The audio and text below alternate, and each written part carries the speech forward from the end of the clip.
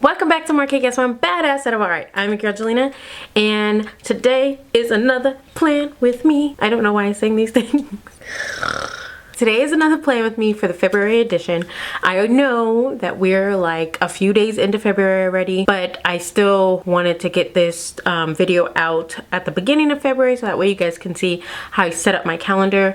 I made this last month for January and asked for you guys to comment if you guys like these type of tutorials, not even tutorials, but like this type of video of me planning this stuff out, because some announcements, because like I said, I'm trying to update y'all on things that I do without just randomly doing them. The thing about More Cake, and the reason why I named it More Cake, my business More Cake, basically is I'm asking you want more cake? Like, because there's more behind than just doing cake in my business, right? Especially when you're trying to run it as a business, there's more behind it than just the decorating. And the decorating is the frou-frou part, right? It's the pretty, adorable part that you get to see. And I want to show you guys like the real deal of what I do to kind of get myself all the way together when I'm planning out my life around my cake. I thought this would be great because you don't really get to see that a lot of times. Actually, not really ever in the cake community, you know, in this community, because at the end of the day, it's all about just showing you guys how to decorate a cake, right? Or how to create some sort of something. And that's great. And I have an abundance of tutorials that I'll keep doing because I love it. But also there's more to it. And I like to give you guys some business advice or cake tips in the business community also, because I teach that class. I teach a pricing class, and I want you guys to know that there's more behind it than just the pretty cake. There's a lot more that has to go into you doing this. So yeah. So just know when I drop videos, it's not because I'm trying to be like all cutesy and artsy. It's because these things actually help me along with planning out my cake life. So if you have any comments or suggestions that you do that help you plan out your cake life that maybe I haven't touched on, this is a sharing community. Please share in the comments what you do. I drop on Tuesday. I think you YouTubers are seeing this on the 5th on Wednesday. My HBIC squad on Facebook, they're actually seeing this a day earlier than you guys, but I dropped on Tuesday some cake tips on my Instagram, so make sure you guys go over and check that out. It's at Jelena Simpson. You're gonna want to check that out because I'm giving you 6 cake tips that I've learned along the way that I wish I knew when I started. And then people are actually keeping the keeping the conversation going with putting their own tips in the comments. So check that out because they're dropping some good stuff. So yeah, moving on. So let's go ahead and get into this video. For February, I didn't want to do something common like, oh, love and all that stuff, because Valentine's. I wanted to do something that I love instead, which is greenery and vinery and plants. I really got a knack for that last year in the summertime. So I wanted to bring that into February. Also, I can't wait for spring where I can like put my plants back outside and let them live and nourish and prosper. Yeah, because they're dying here in the house. So yeah, I'm down to 2 plants. I had like 8, I'm down to 2. The winter just kind of killed them. And what I went ahead and did before you guys even seen what I did, I sketched out each page, because if I showed you guys the sketch out and then I showed you guys the drawing on top of, and then I showed you guys the coloring, this video would have been too long. So I sketched out already what I wanted each page to look like, and then I went ahead and used my black pen marker. It's like a black felt pen, and drew all over all of the sketch that I did. And I thought it looked really cute, actually. For the first page, obviously you want to do your title, which is It's February, and I just wanted to make it look really pretty and like organic looking with all the greenery and the vines and everything. So I put plants on the page, and then I wrote out the word February. For the first time, I actually did a letter other than cursive calligraphy. So that was the first for me. I'm slowly but surely introducing new fonts into my life, very slowly, because I get so comfortable. So yeah. And then on the second page is basically an overall of the entire month, which when I always did, I hate calling it bullet journaling because I'm not like the traditional bullet journal person. I've been like a planner my entire life. I've planned and wrote things down. But when I initially would do a planner, I would never write down the full month so I can see the whole month. I wouldn't. And I started that last month, I think, or no, I started that in November, and it's been perfect. It's so nice just to be able to turn the page and go, oh, okay, Monday is this date and Wednesday is this date, like to see the whole month right there. I know you can like pick up your phone, I know all that, but I actually like having it all in one place where I write my things to do and want to see like, you know, the days of the week. So yeah, so I made sure I wrote all of that down. Off camera, I wrote at the top Black History. I don't think I even showed that at the end. I'll show you guys right here. It says Black History on the top of it because February is Black History Month. So happy Black History Month, everybody. The layout I did for that calendar is pretty self-explanatory, but I normally do like smaller calendars, but I wanted to dedicate a whole page to the calendar. And my third page is daily affirmations. Now, what I normally have is a page where I write like words down that, or quotes down that make me feel better when I read it, or kind of like motivational things. Well, I wanted to write a daily affirmation so I can make sure it's something that I'm reading on a daily for myself. And, you know, every day you kind of want to see, you know, you want someone to tell you you're beautiful every day. And then if it's not somebody, you should be telling yourself that. I want to make sure I remember, and that will uplift me. And my fourth page is my habit tracker. Now, let me tell you something. When I started looking at these bullet journal videos and I saw people do habit trackers, I was like, this is ridiculous. Like a habit tracker, why would you want to track your habits or the things you do? Oh, I love it. I think I said in the last video something about it. I don't remember, but I love it. I actually really love the habit tracker because it keeps you accountable of the things you're doing and not doing. And even if you don't do it, at least you can go back and look at the overview of the things that you're tracking. Now, I know some people like track their moods and all those things, which I think I honestly thought that was kind of ridiculous. But now I'm like, actually, I love this, like tracking those things. Like I don't track my mood though, but I track like the pills that I have to take, exercising, reading, and making sure I drink my water. Those are the 4 things on a daily that I struggle with that I want to make sure I do. The water, not so much. The exercising, yeah. Reading on a daily, yes. I may read through the week, but I want to read on a daily. And then also my pills. I'm a horrible pill taker. Horrible, child. Horrible. So it's actually been really good. I'll show you guys. See my pills? It's so blurry, but I've been taking them on a daily. See, that's the 1st, 2nd, 3rd, 4th, and today's the 4th. So I took my pill. I'm very happy. You see, exercising, I ain't got nothing, child. I ain't highlight nothing for exercising. The next page is my money moves page. I like to always, even if sometimes I don't even write anything down on this for the month, I like to always have a dedicated page or pages towards the income I'm taking in, so I can visually see it all right in front of me. Some months I completely just get like overwhelmed, or I get in my head about like, oh, I don't even want to look at this page.